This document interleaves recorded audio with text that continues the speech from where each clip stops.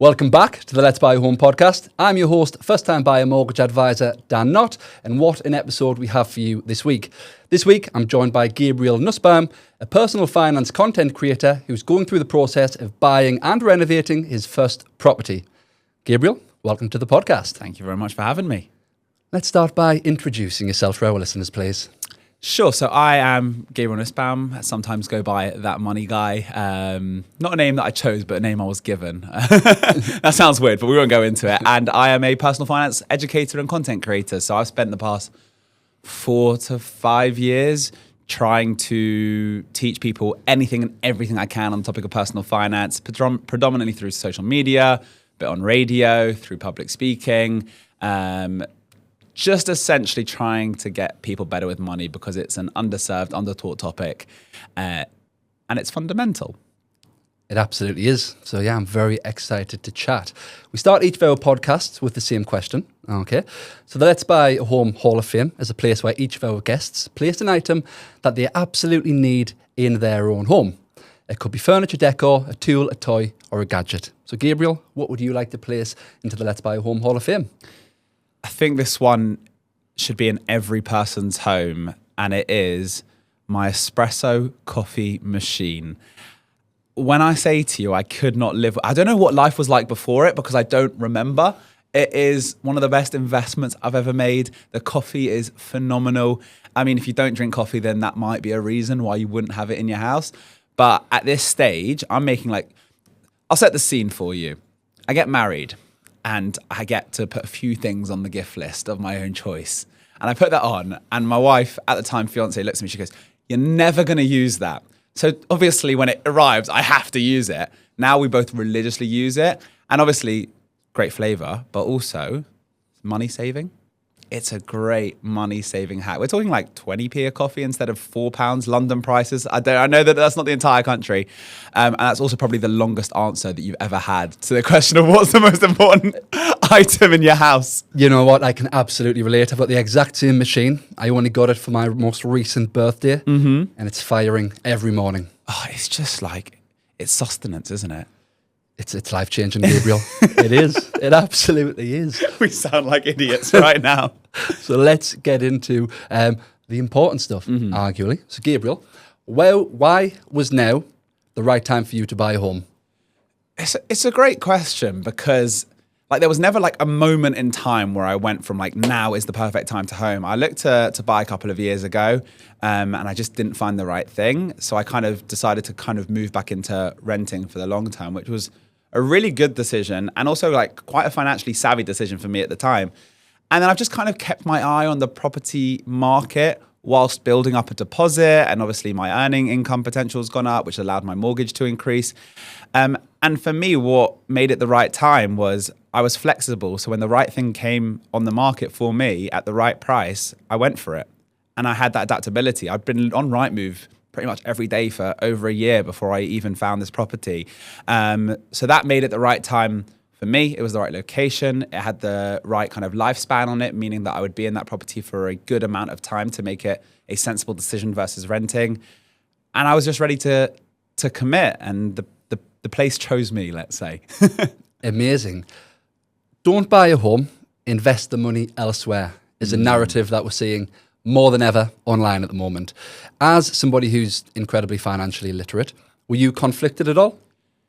Yeah, but I've always tried to take a balanced approach with everything in finance. I hate extremes. I hate the idea. I say I hate. Hate's a strong word, but I don't love the idea of you have to do one thing instead of the other. There is space for both of them.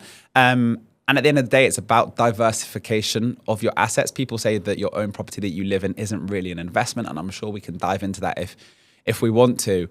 But for me, why not try and save for a home and invest and try and, have other ways of putting your money aside for the future version of you, and allow kind of the right decision to come at the right time. Right now, obviously buying the home means most of my funds are going into that. There are pretty much zero funds now going into my investments. And I'm going to ramp these up and down at the time of my life that makes it most suitable. Yeah, I think a lot of the information that we see online, it's typically not balanced. It's very much one-sided or biased for whatever reason, depending on who's posting the content. And I think we've got to remember that. as well as that, your home, your residential property that you're going to live in with your partner or with your family, it's not purely an investment. It's a safe space. It's a roof over your head. It's a place for your kids to run about in the garden. Yeah, is that something you've considered? Yeah, I mean, there's a great book, Rich Dad, Poor Dad, which is one of the first ones that kind of made me realize that buying your own property that you live in isn't necessarily something that you should look at as an investment, for all the reasons that you've just said, but also just the base one is, are you going to sell it? Like, are you thinking about selling this thing for profit? Or are you thinking about living in this thing for the rest of your life? Because, you know, one is an investment and the other one is just something that has an emotional safety barrier, and all of the other side of psychological benefits that you said. So I'm a bit split again. I don't necessarily believe 100% one way or the other, but I definitely am not looking at this as like, you know, like I'm going to invest in this one and then move to the next one and then move to the next one and move to the next one. Because like you said, I think that there is so much emotional and psychological reasoning behind financial decisions. And with your first time property or the property you're going to live in, I think it's more psychological, more emotional than it is savvy mathematical investment opportunity. Absolutely. And there's place for both, buying versus renting. You know, as a mortgage advisor, I'm not against renting. There's so much value in renting for the right person at the right time. But yeah, as long as the conversation is balanced, I'm happy with it. In terms of your location, Gabriel, a lot of your work, I understand, is in London. Was location a big factor? Is that something you had confusion about at all? Yes, so I'm a Londoner through and through. I apologise to all of the outside of London audience that are listening, because us Londoners are quite insular, aren't we? We think that everything exists within the M25. But for me, I was born here, my family are all here, my friends are all here. So it was really important to stay in London. The negative side of that is the cost of London. And it's really, really difficult, of course. It makes life a lot harder. I mean, you can move literally an hour outside and the prices and properties dramatically change. But for me, yeah, it was always going to be London. And I kind of, again, understood the cost benefit analysis. I wasn't going to be buying as nice a property as potentially I could have got somewhere else. But location's really important with property. I think it's actually like, you know the saying, like location, location, location. At first, like when I was looking at properties, I would look a little bit here, look a little bit there. But I very quickly realized I was wasting my time with a lot of it because of how important location is. And I kind of was narrowing down that, you know, border that you draw on Rightmove, just like slowly like getting towards a really focused area. Because at the end of the day, when you buy a property, if you're not in the right place, you'll find that out very, very quickly. So when someone says to me, what's some of the things that I should think about when buying a property for the first time, beyond the deposit, the mortgage, the finances of it, the specific area that place is in, and can you imagine yourself being there for at least 5 years, probably at least 10 years to make it an actual logical purchase, is fundamental. And I learned that through many, many poor house viewings in areas that I will probably never, ever look to live in. Yeah, I think the location factor is more of a thing for people in London because, as you've mentioned, if you move half an hour away, the price of a property can vary a lot. I'm based up in the northeast, and that's not really the case. But yeah, still location remains a huge factor. So I've just bought a home within the last year. I've got 2 young children. I've got a partner. And a big thing for us, for this is our second property, was how close are we to family? How close are we to a shop for the little bits that we're going to need? Can we walk to school? All of these little things are, big considerations. Do you know what it was? It was when I was renting, I had like the prime location in London. When I say prime, I'm not talking like I lived in Oxford Street or anything like that. I was on like the suburbia area of London. But it was like a 1 minute walk to like 2 supermarkets. I had a gym within walking distance, a station within 5 minute walk. My family I could kind of get to pretty quickly. And it was, again, off street, quiet as well. I sound like an old man. I'm only 27. But, you know, it ticks so many of those boxes. And I feel like a lot of people rush into buying a property because they think it's like the thing. You know, it's like completed it, mate, or I've achieved my big life goal. But like the one thing I want to stress is just take your time, speak to the neighbors, scout out the area, spend a weekend there, rent an Airbnb and just like stay in the area, do whatever you can because you will never make a bigger purchase in your life than a property. So it's worth the due diligence.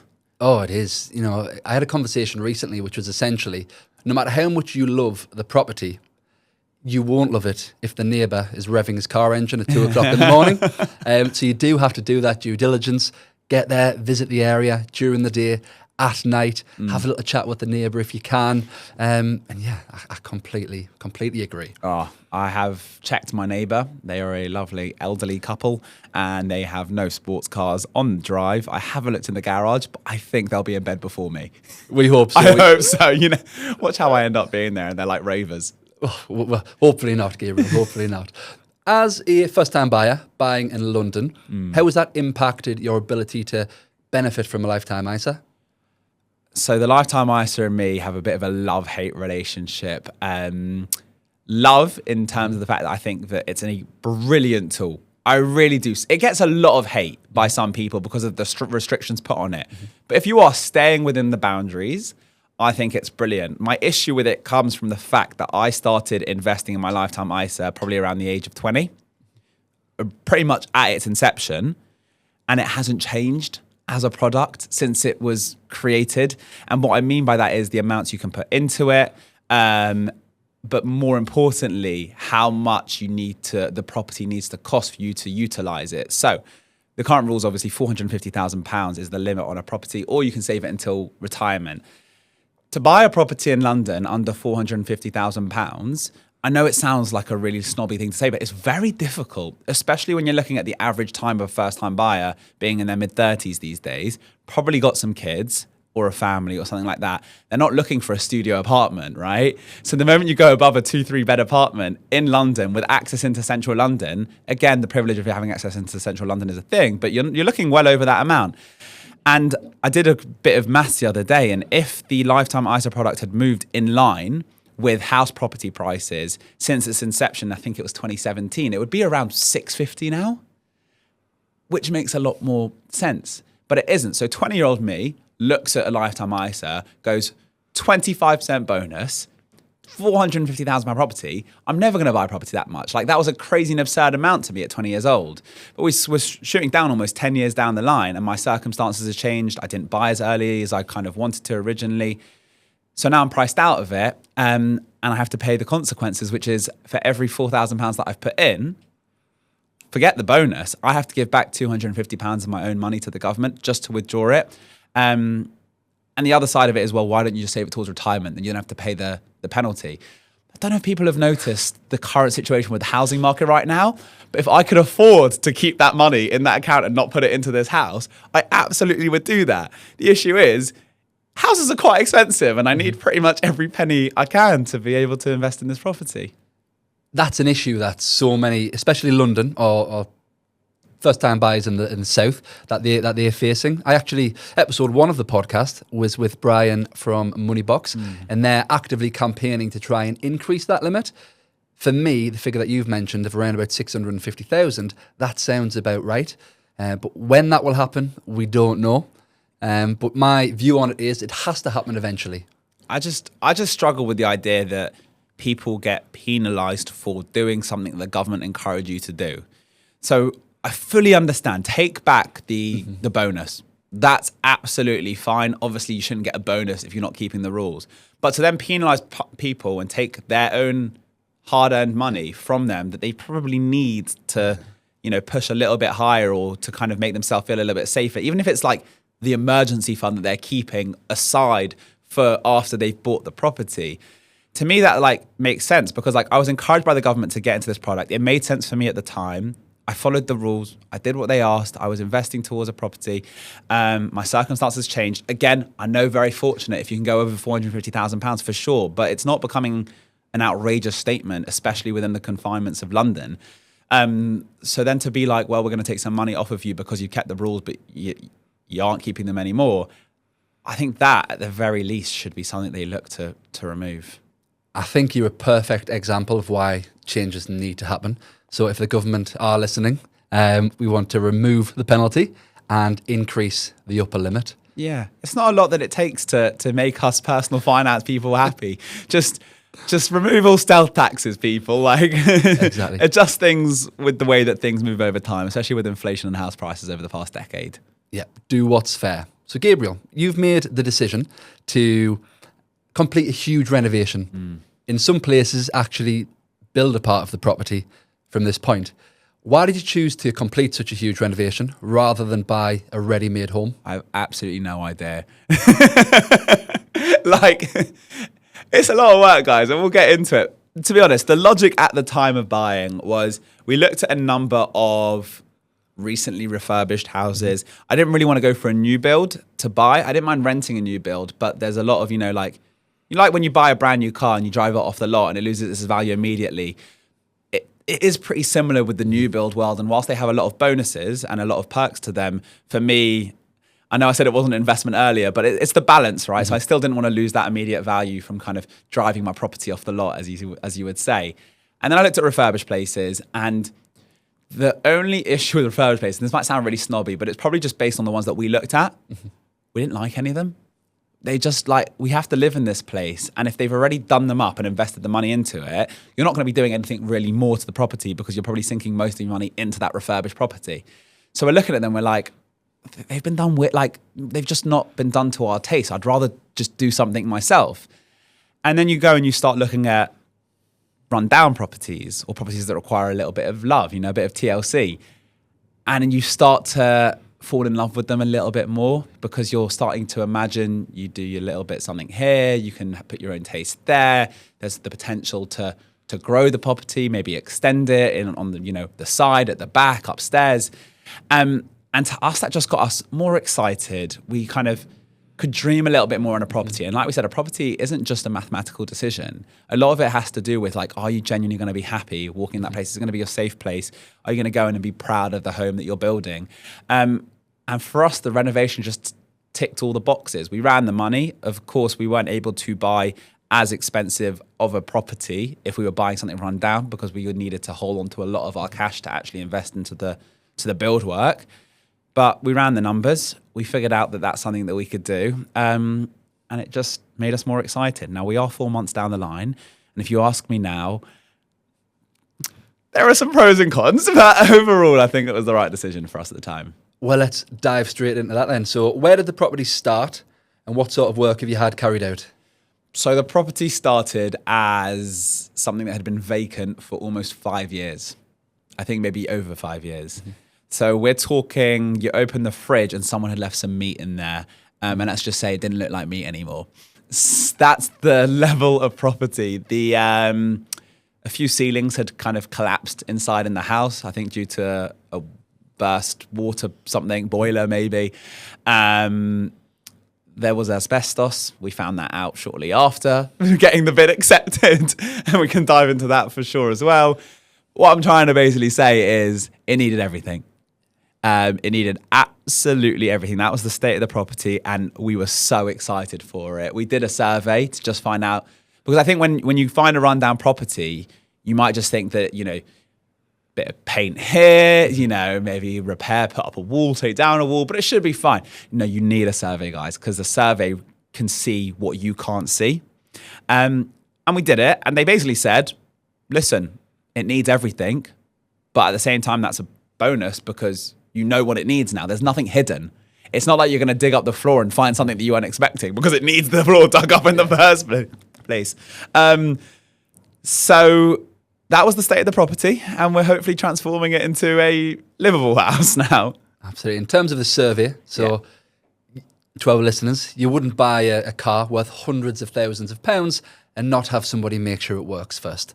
So it's the same thing with a property. Absolutely get a survey carried out, find out what's going on before you spend your life savings on it. It's just a good investment, right? If you're spending multiple hundreds of thousands of pounds on a property, to spend, 1,000 or 2,000, I get that it's expensive. Sometimes you can get it for less than 1,000, even a survey, depending on the level that you need. For someone to literally know what is the condition of this property, someone that can look beyond, look at the damp, look at the asbestos, look at if the foundation's failing, things like that, so that when you're buying this property, roughly how much it's going to take to put it back together. Because I know a lot of people that have moved into a property and something's been mysteriously not said by the previous owner, because buying a house is an imperfect market. The person selling it knows everything. The person buying it knows nothing. And the surveyor kind of fills in the gaps between the knowledge gaps of those two people. Yeah, so Gabriel, you're completing a major renovation, I am. structural changes. How did you go about choosing the right builder for the job? It's so funny because like I've had to learn everything from scratch. So at the start, I had no idea. My sister had done a build and I went to her for a lot of advice because they built a lovely property. And we spoke to that builder. But I mean, if I kind of use my knowledge base now of what happened and what's gone on since then, what you do is you'll normally work with an architect because they will plan and design your house. And they'll kind of put together a package for you to show to the builders. And that should essentially show the builder everything they need to know about the work that they need to do with the property. And then again, you're spending a lot of money on a builder. Don't just go to one, go to several. And we kind of found various builders through references because references ultimately are people that you trust. They've done work with a person before, and there's nothing better than a reference from someone that you know. You can go to their property, you can have a look at it, you can make sure they've lived in it for a few years, what the problem's like, ask them generally about the builder. Were they on time? Did they go over cost? Were they just genuinely like nice to work with? How adaptable were they to changes? Because there are going to be changes in your property. And then once you've kind of found out all the information about the builder from them, you bring the builder bring them over, have a cup of coffee with them, or go to one of their sites with them, walk around, see how their team are working, and just get a feel for who they are as a person. And then obviously they have to quote for the project. And you've got to look through the quotes. Some are more detailed, some are very rough. It really depends on the feeling and the vibe that you get with the builder. So we spoke to somewhere in the region of 5 to 10 different teams. I can tell you that between the cheapest quote and the most expensive quote, we're looking at double the price. So one literally came in at double the cost of the other, various different time horizons, which again, they could be absolutely, pulling the wool over your eyes because you have to actually go to one of their previous projects, ask them, were they on time according to what they said? And then it's also fully for you to be aware that the price they quote you is not the final price you will be paying. There will be hidden things that you have to just spend more on. And again, it's for you to work out with your builder. Are they going to charge you for every penny extra that you cost them, or are they just going to charge you for the big things? So a lot of due diligence, a lot of conversations, asking for second opinions, ask your architect's opinion, ask your surveyor's opinion, ask your aunt and uncle who built a house in 1983 for 4p, ask their, do as much due diligence as you can. And this is really important to say, it's not always best to go with the cheapest quote. This is a big project for you. It's a house you want to live in. And sometimes the cheapest quote means that the work won't necessarily be done to the standard that you're happy with, or they might just be finding the cost elsewhere down the line to make up for their costs. So you should figure out very quickly like an average of what it should cost to do your property, and then ultimately it's just picking the right one that's ticked all the previous boxes I've spoken about. Yeah, and I think it's natural that when you're getting something so exciting, I think it's natural when something so exciting is happening for you that you want to get it done today. Yeah. You want answers quickly. You want the build to start. You want the job done next week. But yeah, you do need to take a step back, take a deep breath, have conversations, as you've mentioned, not just with the person you're buying a home with, not just with your builder, but also quite often parents will put a little bit of much needed, they'll ask questions because they worry about you more than anybody else. And yeah, I think that's important to do. Yeah, I'm very fortunate because my dad kind of knows this industry a little bit. So he would ask questions that we had no idea to even ask. Mm-hmm. But a lot of it just comes down to, can you see yourself working with that person for a very long period of time? Because if you can't, you're going to cause them headaches. They're going to cause you headaches. It's just, you got to enjoy this process a little bit because it is going to be stressful. Mm-hmm. I could not be happier with the builder that we've gone with. Such a great guy, a great team, honest, hard workers. They're doing everything to time. They're really transparent. But that doesn't mean that we haven't had times where it's been really stressful. And now I try and imagine doing that with someone that I didn't get on with. I couldn't even tell you how I'd be doing that. I'd have solved the project a long time ago. How have you found managing the renovation budget? Yeah, good one. Great question. I haven't. I mean, so I feel like, again, with property, sometimes it's like how long is a piece of string? Because like I said, with the build itself, the budget is bound to go over. So you need to have like a reservation pot, like a bit of an emergency fund for the build itself. Most people say something like 20% on top. is a sensible place to start on the cost of whatever they quote you.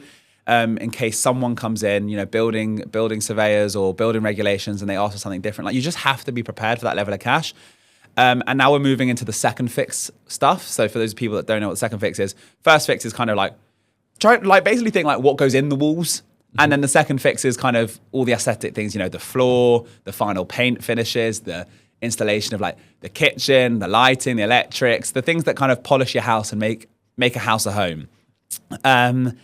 That has been hard. I've worked a lot with AI, I'm not going to lie, to really refine down my budget, a lot of research. But again, it's all for me about having buffers, because things will cost a little bit more than you had hoped, you had expected. And if you don't have that little bit of flexibility within your budget and you're keeping to a very tight line, that's where things become really, really stressful. So again, for me, like, I'm learning. I don't really know how to budget for a lot of things, but what I'm doing is I'm trying to just like add 10% onto what a lot of research has already told me, and hopefully that will leave me in a really good place. Try and kind of cut costs on things that you don't need to spend a lot of money on, which again we're figuring out as we do. So we're trying to maybe get a slightly cheaper kitchen for now, because it's always something that you'll probably want to change in 20 years time when you can afford a slightly nicer one.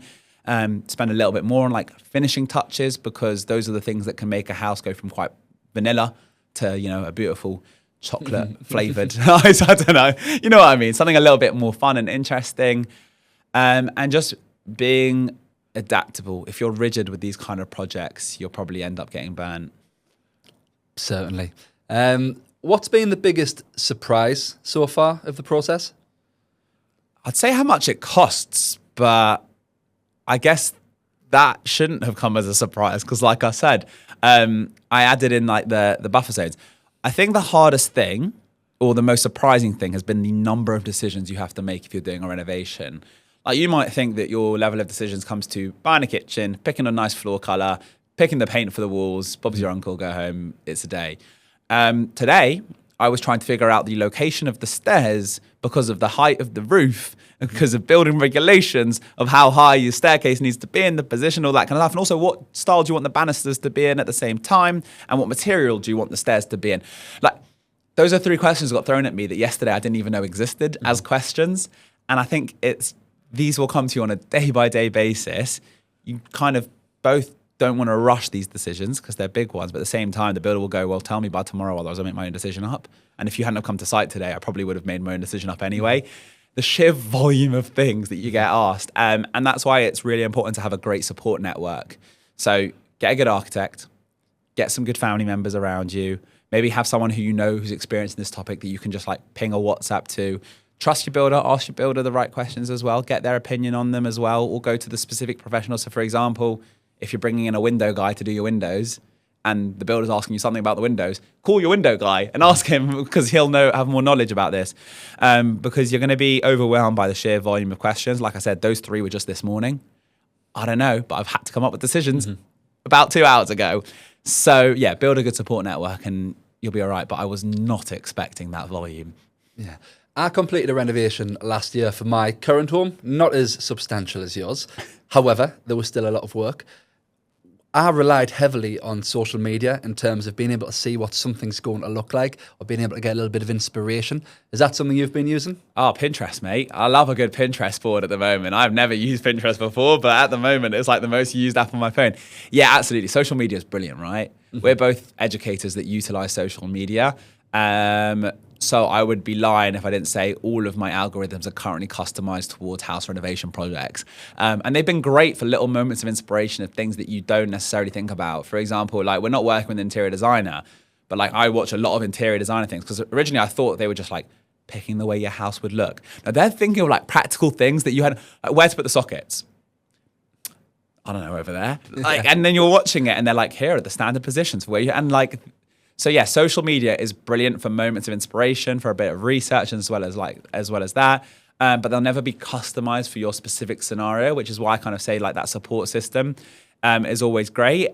But yeah, social media is brilliant, and I think a fundamental part of why my house will end up being the way that it is. Yeah, my TikTok algorithm is gardening content at the moment. Are you doing a garden? I am doing well. I have been doing the garden. I'm having a little bit of a break now because it's been a lot.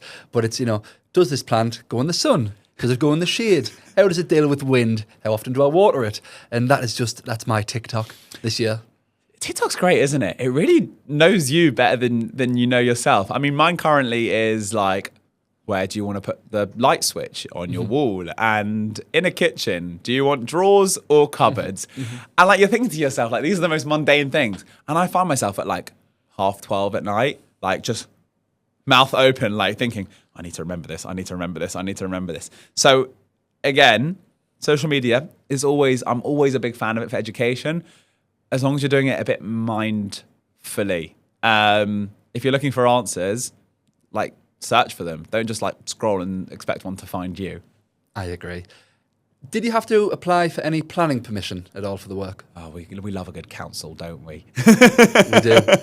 Planning permission, yeah, we did. We did an extension, so that required full planning permission. And to be honest, the architects made it really easy, because once you're using an architect, they'll often do the planning for you. Again, it comes at a cost, but it's a cost-benefit analysis. Like you want to get it kind of approved first time, and an architect tends to know how to get something approved first time. So you can obviously go and do it yourself or do some of the work yourself, but we worked with them to make sure that we could get it approved. The biggest issue with planning permission is time. Like it takes a long time for these things to get approved. So if you're like, I'll just submit planning permission a week after I bought a property, we'll be building it by next week. No, you won't, because you can't start building until you've had permission to do it. Overall, my experience has actually been quite positive. I know that's probably an outlier when it comes to planning permission and working with your council. But again, like I said, it's the good support system. So the architect was really able to help us submit a good planning permission. We had to tweak a few things, but he was able to do that in the background because of his connection with the council. And so it's been all right for us. I think just the one thing that I make people really aware of is the time that it takes. If you are thinking that you're going to need planning permission to do something, get it submitted sooner rather than later, and make sure you're doing it hopefully with the idea that it's going to be done in one, not that you're going to have to revise it until you get it done. Sounds like you're well on your way and you've made some great progress so far. How long's left? When are you moving in? How long is a piece of string, my friend? So most builders told us that this would take somewhere between 10 to 12 months, which we, accepted. We weren't so happy, but it is what it is, right? This builder came along and said 5 to 6 months. And we went to him, good one, like, be honest. And he went, well, speak to my references. So we went and spoke to his references, and they were like, we said, what time did he quote you? And they said, similar project to yours, about 5 to 6 months. When were you in? About 5.5 months. Great sign of a builder's transparency and honesty, firstly. And that means that we're hoping that this project will be done by the end of summer. Touch as much wood as I can physically find. There's a lot of wood in the house right now that I will be touching. That sounds weird, but I promise you it's not. But yeah, the end of summer, which will take the entire project to about 6 months for the entire renovation. I guess it just depends on the speed your guys can work at, and the amount of people that they have in their team. And fortunately, our builder's got a really great team, a big team, which allows us to get in earlier. We're not rushing it. There are some weeks where I come back a week later and nothing's changed. And I was like, well, what's going on? He's like, well, we did it. And I was like, things that you can't see. And sometimes the house moves and you're like, whoa, it's a completely different property a week later. So hoping end of summer, you're going to have to come back to me. Maybe we'll meet up again in 3 or 4 months and see if that's actually held true. But yeah, that's the plan. And my in-laws that I'm currently living at will probably be hoping that's the plan too. Would you recommend choosing a renovation project for a first home? Oof. Yes. I'm halfway through it and I'm still saying yes, which must show that like I really believe in it. Like, as long as the numbers make sense and you have somewhere to live for the period that you're not going to be in the property, or you can live in the property simultaneously whilst they're doing the work on it, like, yeah, it's going to be great because you'll end up with your dream property, which is what you want to live in, right? I mean, if you've gone out and you found a property that you absolutely adore and it's already finished, and it's at the right price point for you, then like, forget everything I'm saying. Obviously, go and buy that one. It's each to their own. But go and look at both types if you've got the budget that can work for both. Like I said, for us, we could have afforded a more expensive finished property, or if we held back a lot of our deposit, it meant a smaller mortgage, which meant that we could do some renovation on a property. So we had both options. We looked at both, and that was right for us. And I'm very happy that we've done it. Ask me when it's done. My answer might be completely different. I'll be back in touch for the next season. Looking forward to it. We'll do it in the house. Exactly, yeah. Or not. So that's been so valuable. And I think people listening to this who are planning a renovation or considering a renovation, whether it's something that's starting soon or they're starting in maybe they're 5 years away, but they're weighing up their options. I think we've covered so much of the highs and the lows, and yeah, I'm sure people are going to benefit. So, Gabriel, what does home mean to you? Wow. I feel like that's a very deep hitting question, because as a money guy, it should be like financial security. You've made it, you've bought a property, you've achieved the dream, right? But I think buying a house for me is changing more to the psychological side of things now, the emotional side. It's like your roots. It's a place where you can, feel safe, build community, have family around you, and kind of really start to plan for your future. I don't have any kids right now, but I'm hoping in the future that I will have kids, and it kind of starts to make your future feel like reality. And for me, that's far more important than any returns on investment that I can ever make. Because what that will allow me to do is then focus on the other areas of my life that will allow me to become, financially secure, maybe financially free one day, even right now. But I'm not using the house to do that. The house for me is the kind of the source, the foundations, if you pardon the pun, because there's a lot of foundations in my property. But the foundations of them being allowed to go on and achieve a lot of things. So yeah, I'm hoping that's what it will feel like when, I unlock the door for the first time and move into this property. But that's what it's starting to shift towards. Whereas when I was looking and buying a property, it definitely felt like, investment. It's switching slowly. Amazing. What a fantastic answer. So thank you very much for appearing on the Let's Buy a Home podcast. Where can our listeners find out more about you and the journey that you're on? So I've got a very difficult surname to spell. So I'll just say Gabriel, that money guy. Look it up. You'll find me on every social media platform. Give us a watch. And then if you don't like it, feel free to unfollow. That's the worst pitch that someone can do for their own page. Feel free to unfollow. But yeah, I'm just trying to, if you're interested in getting a little bit better with money and just want to be, have a spark of knowledge or interest in your daily scroll, that's my job. Thank you very much. And thank you very much to our listeners for joining us again this week.